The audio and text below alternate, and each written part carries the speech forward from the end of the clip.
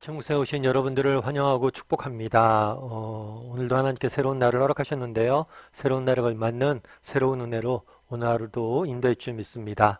오늘은 광야길로 인도하시다라는 제목을 가지고 출애굽기 13장 17절부터 22절까지 말씀을 좀 살펴봤으면 좋겠습니다.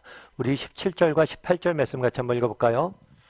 바로가 백성을 보낸 후에 블레셋 사람의 땅의 길은 가까울지라도 하나님이 그들을 그 길로 인도하지 아니하셨으니 이는 하나님이 말씀하시기를 이 백성이 전쟁을 하게 되면 마음을 돌이켜 애굽으로 돌아갈까 하셨습니다. 그러므로 하나님이 홍해의 광야길로 돌려 백성을 인도하심에 이스라엘 자손이 애굽 땅에서 대열을 지나 나올 때에 하나님의 길이 우리의 기대와 같을까요? 다를까요? 여러분들은 어떠세요? 그동안 하나님께서 여러분의 인생을 인도해 오셨는데 여러분의 기대와 같은 길로 바램대로 하나님께서 인도하셨습니까? 많은 경우에 우리의 기대나 바램과는 다른 길로 하나님이 인도하신 경우들이 많을 거예요. 오늘 본문에 이스라엘 백성들이 그랬습니다. 이스라엘 백성들이 출애굽을 해서 이제 가나안 땅을 찾아갑니다. 그런데 하나님께서는 블레셋 사람의 땅의 길로 인도하지 아니하고 어느 길로 인도했다고 그랬어요? 홍해의 광야길로 인도했다라고 이야기를 합니다. 지도적으로 보면 이렇게 되어 있어요. 원래 애굽에서 출애굽을 했죠. 그럼 가나안 땅에 가려면 이렇게 해안도로를 따라서 가면 빠릅니다. 이 해안도로를 따라서 가면 빠르고 이 길은 굉장히 편한 길이에요. 그럼에도 불구하고 이 해안도로로 가지 않고 밑에 있는 광야길로 인도하십니다. 그렇다면 왜 하나님께서 이 해안도로로 인도하지 않고 광야길로 인도하셨을까요? 더 편한 길, 가까운 길이 있는데 훨씬 더 먼 길로 하나님께서 인도하셨을까요?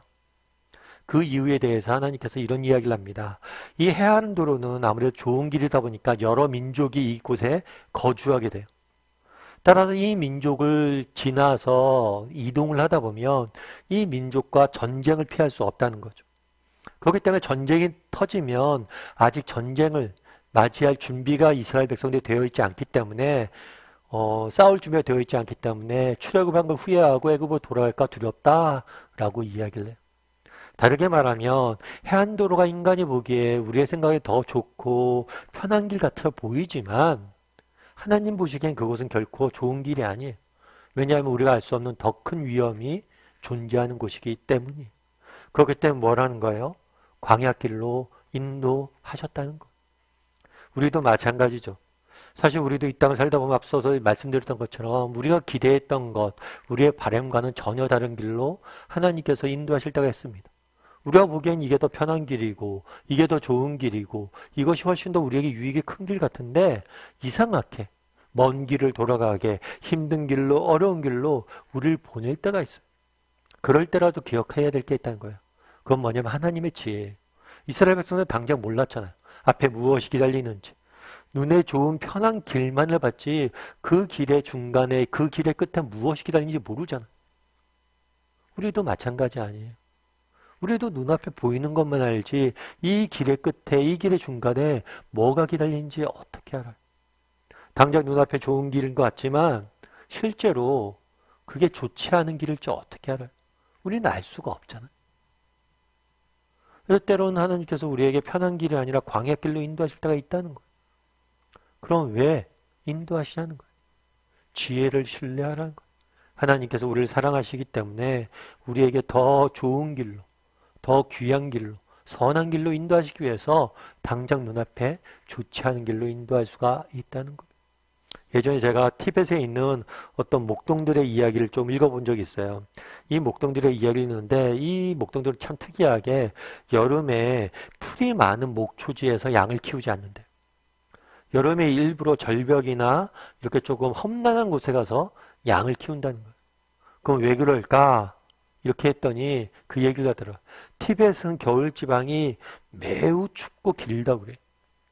그래서 여름에 너무 편한 길로 가면 여름에 강인함들 키우지 못하면 겨울을 이겨낼 수 없다는 거예요. 그래서 일부러 여름에 절벽으로 좁은 길로 데려간다고 그러더라고요. 참 지혜롭다는 생각이 들어요. 알 수 없잖아요, 우린. 앞에 무엇이 기다리는지.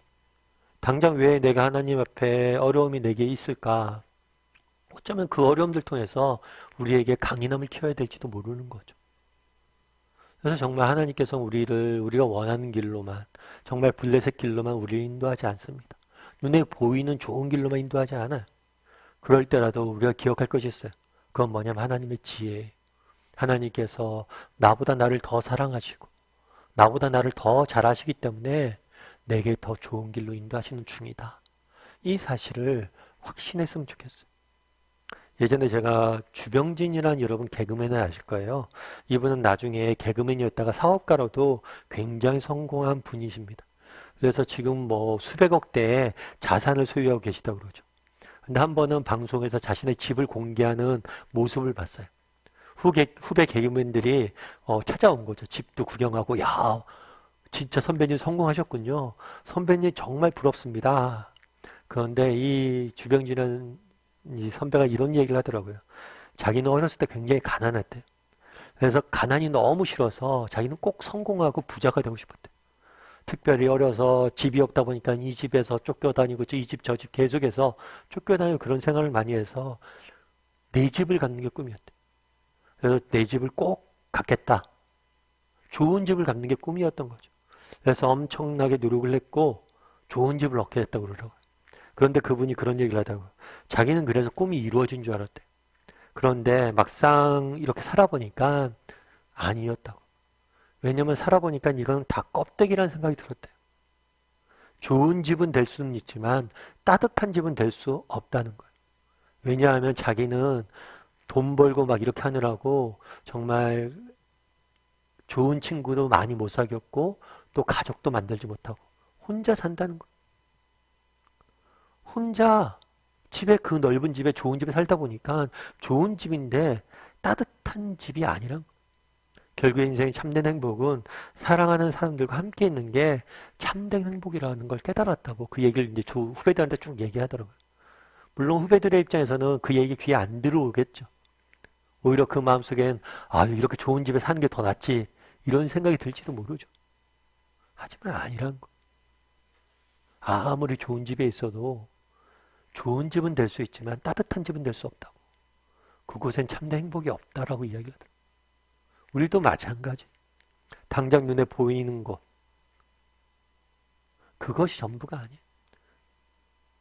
정말 하나님께서 눈에 보이는 좋은 것들로 우리에게 인도하지 않고 오히려 광야길로 인도하실 때가 있습니다.